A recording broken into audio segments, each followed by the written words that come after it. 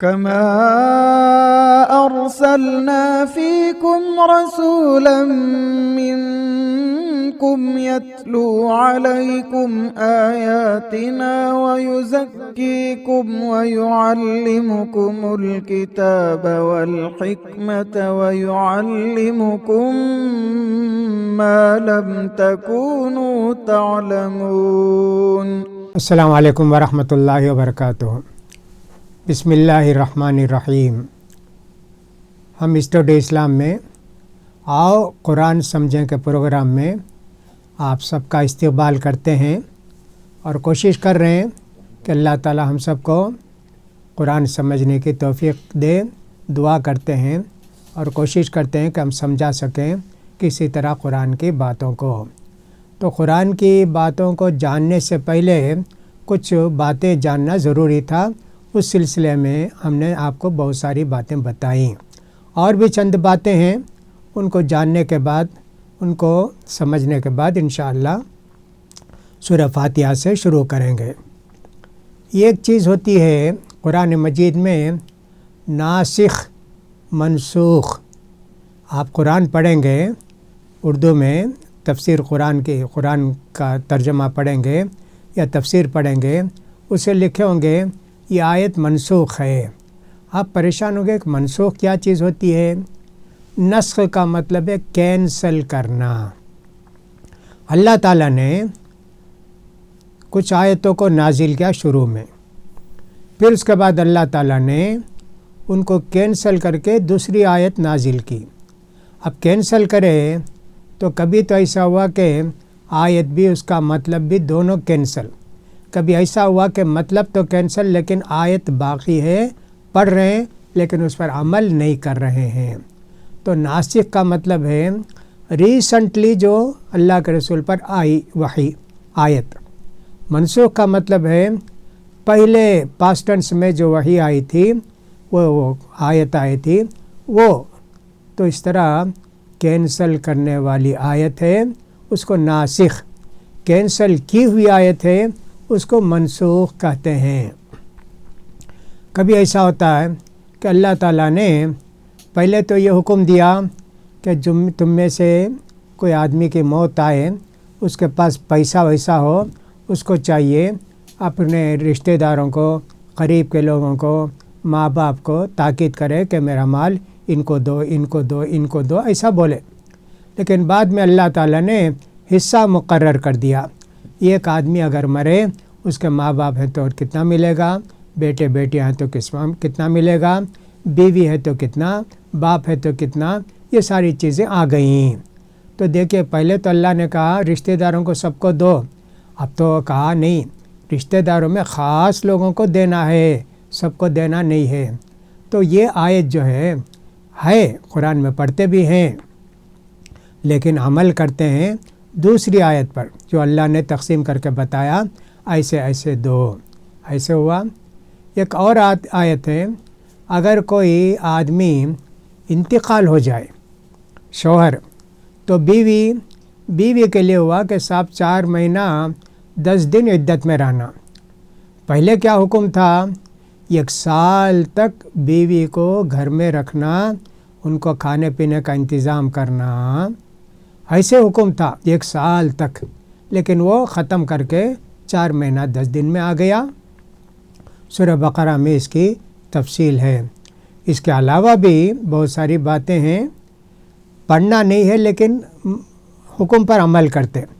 حضرت عمر رضی اللہ تعالیٰ نے کہا دیکھو قرآن مجید کی ایک آیت نازل ہوئی تھی کہ شادی شدہ مرد اور عورت زنا کریں تو ان کو رجم کرو, ضرور رجم کرو.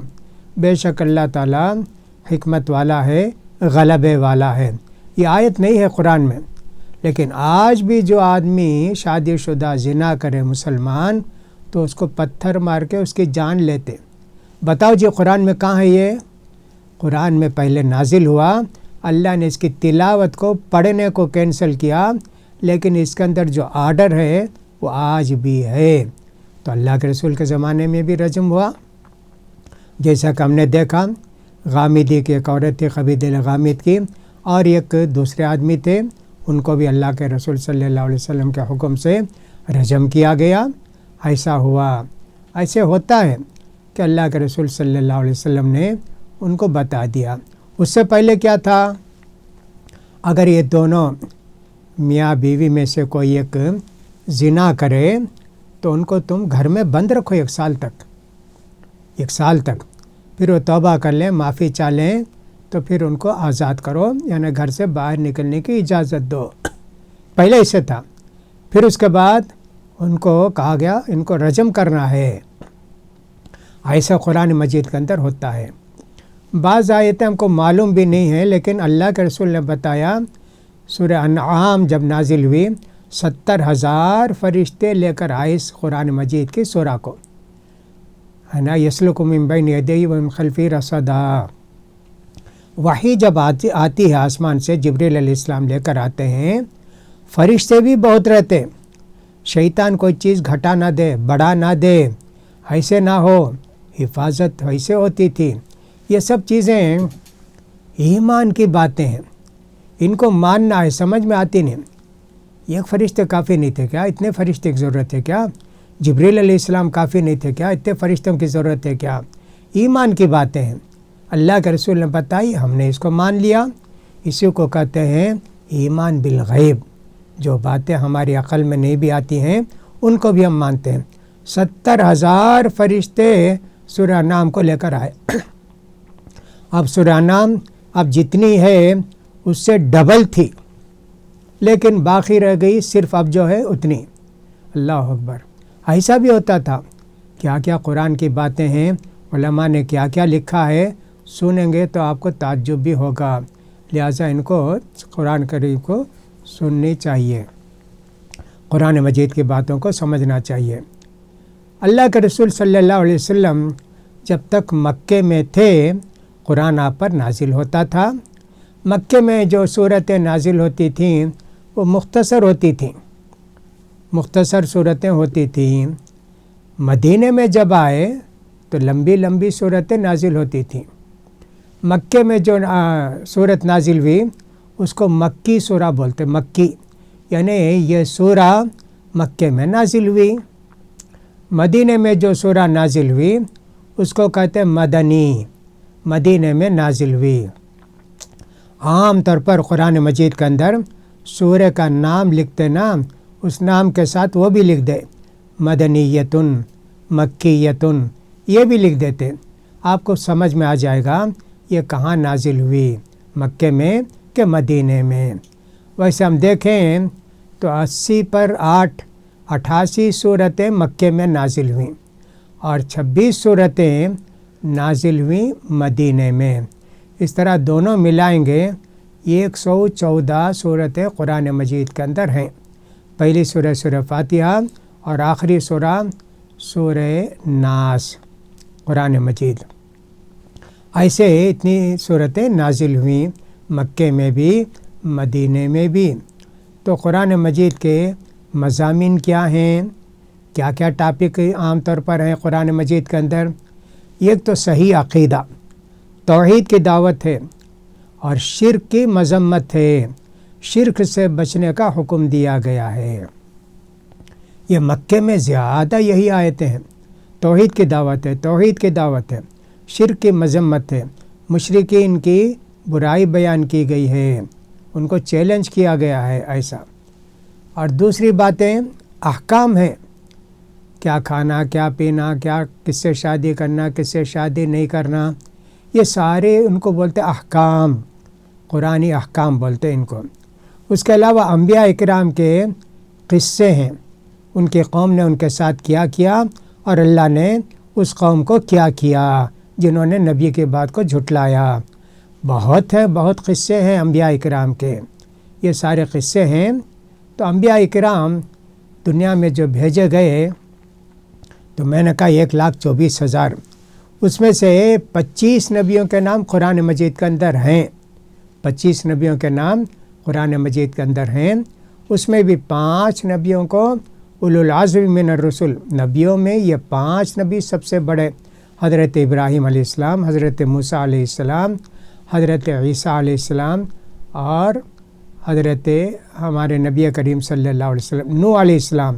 ابراہیم علیہ السلام، موسیٰ علیہ السلام، عیسیٰ علیہ السلام اور ہمارے نبی کریم صلی اللہ علیہ وسلم، ان 5 نبیوں کا درجہ سب سے اونچا ہے۔ یہ باتیں بھی قرآن مجید کے اندر نبیوں کے قصے میں بیان کی گئی ہیں۔ اس کے علاوہ دنیا کی بھی کچھ باتیں بیان کی گئی ہیں قرآن مجید کے اندر۔ کچھ سائنس کی باتیں ہیں، جیسے لشمس ينبغي لها أن تدرك القمر ولا الليل سابق النهار۔ اللہ نے سورج اور چاند کو ایسا سسٹم بنا کے رکھا ہے کہ دن سے پہلے رات نہیں آ سکتے، یہ چاند سورج سے نہیں بڑھ سکتا اور چاند جو ہے سورج کے پیچھے نہیں رہ سکتا۔ ایسی بھی چند باتیں ہیں جو سمجھنے کی ہیں۔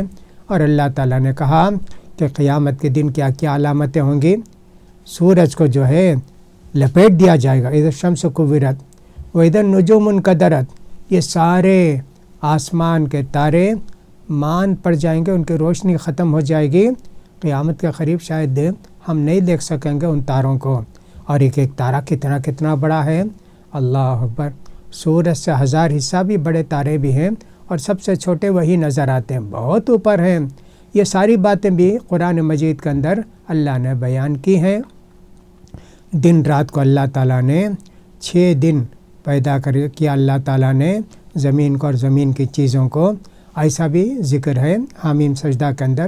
ایسی بہت ساری باتیں بھی ہیں جن کے متعلق لوگوں نے تحقیق کر کے ان باتوں کو بالکل صحیح قرار دیا۔ ایسی بھی باتیں بہت سارے قرآن مجید کے اندر ہم مذکور ہیں۔ اس کے علاوہ بھی ہم دیکھتے ہیں قرآن مجید کے نام کیا کیا ہیں۔ ایک تو قرآن ہے یا القرآن ہے، اور ذکر ہے، انا نحن نزلنا الذکر۔ فرقان ہے ایک نام قرآن مجید کا، تبارک الذی نزل الفرقان علی عبدہ۔ اسی طرح ایک نام مشہور تنزیل ہے کہ اللہ تعالیٰ نے قرآن کو تنزیل بھی کہا۔ اور ایک نام ہے الکتاب، ذالک الکتاب۔ اس طرح یہ 5 نام زیادہ مشہور ہیں۔ زرکشی ایک قرآن کی معلومات کی کتاب لکھے ہیں، انہوں نے قرآن کے 50 پر 5 نام ذکر کیے ہیں، لیکن قرآن کے اتنے نام انہوں نے ذکر کیے لیکن دوسروں نے یہ ذکر نہیں کیا۔ مشہور نام یہ ہیں، جیسے ہدایت ہے، قرآن ہدایت دیتا ہے، کہا قرآن کا ایک نام ہدایت ہے۔ ایسے انہوں نے کیا کیا قرآن کا اپنے متعلق کہتا ہے، وہ ایک نام تلاش کرتے کرتے 55 نام انہوں نے جمع کیا ہے۔ قرآن معجزہ ہے۔ معجزہ کا مطلب یہ ہوتا ہے ایسا کام کوئی نہیں کر سکتا، سارے لوگ یہ کام نہیں کر سکتے، سارے لوگ عاجز ہیں، یہ کام نہیں کر سکتے۔ قرآن سب سے بڑا معجزہ ہے۔ لوگ عرب کے لوگ کہتے تھے کہ اللہ کے رسول اپنی طرف سے یہ قرآن بنا کر ہم کو پیش کرتے ہیں، تو اللہ نے کہا اگر ایسا محمد کی بات ہے، یہ تم بھی عرب ہو لہٰذا تم بھی یہ قرآن لا کے پیش کرو۔ کہاں پیش کرتے؟ نہیں۔ اس کا کہا 10 صورتیں بنا کے لاؤ، وہ بھی نہیں۔ کہا 1 صورت بنا کے لاؤ، وہ بھی نہیں کر سکتے۔ کہا 1 آیت بنا کے لاؤ، وہ بھی نہیں کر سکتے۔ اس کو کہتے ہیں قرآن معجزہ ہے۔ اللہ کے رسول صلی اللہ علیہ وسلم نے فرمایا سارے انبیاء کو اللہ تعالیٰ نے جن کو کتاب دیا معجزہ بھی دیا، ان کا معجزہ ان کے زمانے کے ساتھ ختم ہو گیا، نبی بھی ختم، ان کا معجزہ بھی ختم۔ لیکن مجھے جو اللہ تعالیٰ نے معجزہ دیا ہے وہ قرآن مجید ہے جو قیامت تک رہے گا۔ ایسی کتاب نہ کوئی لکھ سکتا ہے، نہ کوئی بنا سکتا ہے، نہ کوئی چیلنج کر کے اپنی طرف سے ایسا کلام پیش کر سکتا نہیں۔ اور قرآن کتاب ہدایت ہے۔ عربی میں جب پڑھتے ہیں تجوید کے ساتھ کسی بھی آدمی کے سامنے تو عجیب کیفیت اس کی ہو جاتی ہے۔ کتنے لوگ اس چند باتیں قرآن کے سن کے اسلام قبول کر لیے۔ حضرت طفیل بن عمرو دوسی قبیلے کے بڑے سردار تھے، اللہ کے رسول رات کی نماز میں قرآن پڑھ رہے تھے وہاں بیت اللہ کے اندر، چھپ کر سنے، دل میں اتر گئی بات، اسلام قبول کر لیے۔ اتنے بڑے آدمی، ویسے کتنے لوگ ہیں قرآن عربی میں جب تجوید کے ساتھ پڑھتے ہیں تو ان کے دل پر عجیب اثر ہوتا ہے۔ یہ معجزہ ہمیشہ ہمیشہ باقی رہے گا۔ اس لیے قرآن اگر کسی نان مسلم کو دیں، عربی میں وہ پڑھ لے یا ہم پڑھ کے ان کو سنائیں تو اس کا دل بھی پگھل جائے گا۔ ایسے بہت سارے ہوتے ہیں۔ قرآن مجید کی بڑی فضیلت ہے۔ قرآن مجید کی صورتیں جتنی ہو سکے، آیتیں جتنی ہو سکے یاد کرنے کی کوشش کرنا چاہیے، اس لیے کہ اللہ کے رسول صلی اللہ علیہ وسلم فرماتے ہیں قرآن والوں سے قیامت کے دن کہا جائے گا ایک آیت پڑھو ایک درجہ چڑھو، ایک آیت پڑھو ایک درجہ چڑھو۔ اگر کسی کو 100 آیتیں یاد ہیں تو 100 اسٹوری کی بلڈنگ اس کو ملے گی، اور اگر اور زیادہ یاد ہے تو اور زیادہ اونچی بلڈنگ ملے گی۔ اب قرآن مجید کی آیتیں کتنی ہیں؟ قرآن مجید کی آیتیں 6000 سے زیادہ ہیں، جسے ہم یہاں بولتے ہیں 6000 چلر، ویسے ہیں۔ 6000 تک تو سب مانتے ہیں۔ اب اس کے بعد کتنی آیتیں ہیں؟ کسی نے کہا 230 پر 9، اس طرح کسی نے کہا، کسی نے کم و بیش کہا۔ سب سے زیادہ جو لوگ بولتے ہیں 6660 پر 6، 6666، حالانکہ نہیں ہیں، کئی مرتبہ میں بھی گن کر دیکھا نہیں ہیں اتنی آیتیں۔ یہ کئی سے یہ باقی آیتیں چھپا کر رکھیں کیا؟ نہیں، ایسا نہیں ہے۔ ایک ہی سینٹنس کو یہ کہتے ہیں کہ صاحب ایک آیت کے 2 آیت، جیسے ہم نے آپ سے کہا مت کھیلو پڑھو، اب اس کو کہا دیکھو مت کھیلو ایک ہے، پڑھو ایک ہے، یہ 2 سینٹنس۔ کسی نے کہا نہیں جی دونوں ایک سینٹنس ہے جی، تو اس میں ذرا اختلاف ہو گیا گننے میں، ورنہ یہ نہیں کہ باقی آیتیں چھپا کر رکھے ہیں، ایسا اس کا مطلب نہیں ہے۔ تو لہٰذا اس کو ہم نے اس کو خیال کرنا چاہیے۔ اب اسی طرح قرآن مجید پڑھنے کے بھی کچھ آداب ہیں، ان کو بھی جاننا چاہیے۔ پہلی بات تو یہ ہے قرآن مجید پڑھنے سے پہلے اعوذ باللہ من الشیطان الرجیم پڑھنا چاہیے۔ درمیانی صورت سے پڑھتے ہیں کافی ہے۔ اعوذ باللہ من الشیطان الرجیم آمن الرسول بما انزل الیہ من ربہ والمؤمنون، بسم اللہ پڑھنا ضروری نہیں، لیکن آپ اعوذ باللہ من الشیطان الرجیم شروع سورہ سے پڑھتے ہیں۔ اعوذ باللہ من الشیطان الرجیم الف لام میم ذالک الکتاب، آپ بسم اللہ پڑھنا۔ اعوذ باللہ من الشیطان الرجیم بسم اللہ الرحمن الرحیم الف لام میم ذالک الکتاب، ایسے پڑھنا ہے۔ تو پہلی بات تو یہ ہے کہ اعوذ باللہ پڑھنا، سورت کے شروع سے پڑھے تو بسم اللہ بھی پڑھنا۔ دوسری بات یہ ہے کہ ہمارے منہ سے کوئی بدبو نہیں آنا۔ اللہ کے رسول نے پیاز، کچا لہسن، کچی پیاز کھا کے مسجد میں آنے سے منع کیا نا، منہ میں بدبو آتی ہے، ویسا ہی قرآن پڑھتے وقت بھی منہ میں بدبو نہیں آنا، مسواک کر کے پڑھیں، اس لیے کہ یہ حروف ہمارے پیٹ سے نکلتے ہیں منہ کے راستے سے، تو منہ بھی صاف ہونا چاہیے، یہ بھی ایک ادب ہے۔ قرآن اگر ہاتھ میں اٹھا کر پڑھتے ہیں باوضو رہنا چاہیے، وہ زیادہ اچھا ہے، باوضو رہیں تو زیادہ اچھا ہے۔ جو یاد ہے وہ پڑھتے ہیں، وضو رہنا کیا بھی ضروری بھی نہیں ہے اور سنت بھی نہیں ہے، مستحب بھی نہیں ہے، ہم ایسے ہی بولیں گے۔ البتہ جنابت اگر ہے، ناپاکی ہے مردوں کے اندر، تو قرآن نہیں پڑھنا، قرآن نہیں اٹھانا، اس کا خیال کرنا چاہیے۔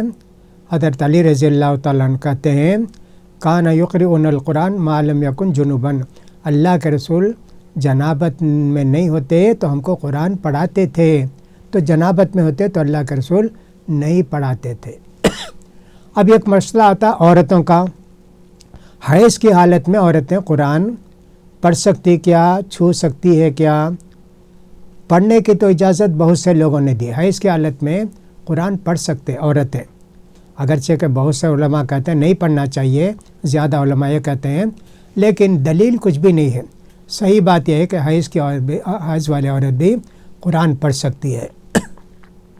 کچھ لوگوں نے منع کیا، کچھ لوگوں نے اجازت دی، لیکن میں سمجھتا ہوں کہ جو لوگ بولے پڑھ سکتی ہے ان کے دلائل زیادہ مضبوط ہیں، لہٰذا قرآن مجید پڑھنے سے پہلے ان ساری باتوں کا خیال کرنا، اور قرآن پڑھتے وقت ادھر ادھر توجہ نہیں کرنا۔ قرآن پڑھتے رہتے کون آتا کون جاتا کدھر جاتا، نگاہیں کہیں ہیں اور قرآن کی آیتیں منہ سے نکلتے رہتے، نہیں کرنا چاہیے۔ اسی طرح مجمع میں بعض مرتبے کوئی فنکشن ہوتا ہے تو فوراً خیرات ڈالتے، بہت غلط بات ہے، نہیں ڈالنا چاہیے۔ قرآن کا احترام کرنا چاہیے، ایسا ہونا چاہیے، اس کا خیال کرنا چاہیے۔ بعض لوگ بیچ میں ایک بات کرتے کرتے قرآن پڑھتے، جیسے قرآن پڑھ رہے ہیں، بیچ میں کوئی وعلیکم السلام، سلام کیا وعلیکم السلام، اس نے کہا اچھے ہیں، ہاں خیریت سے ہوں جی، اچھا آپ کیسے ہیں، ایسا بیچ میں بات کرتے کرتے قرآن پڑھتے، نہیں کرنا چاہیے۔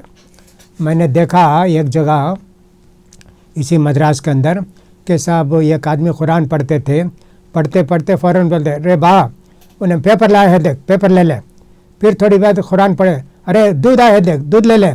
ایسا بیچ میں قرآن میں کیا کیا ملاتے جاتے، نہیں پڑھنا چاہیے اسے۔ تسلی کے ساتھ بیٹھو، اطمینان سے پڑھو، ایسے پڑھیں گے تو انشاءاللہ بہت فائدہ ہوگا۔ یہ ساری باتیں ہیں، اس کے علاوہ بھی بہت سارے آداب ہیں، ان کا بھی آپ خیال کریں گے تو انشاءاللہ بہتر ہوگا۔ اللہ تعالی ہم سب کو اس کی توفیق نصیب فرمائے۔ وآخر دعوانا الحمدللہ رب العالمین۔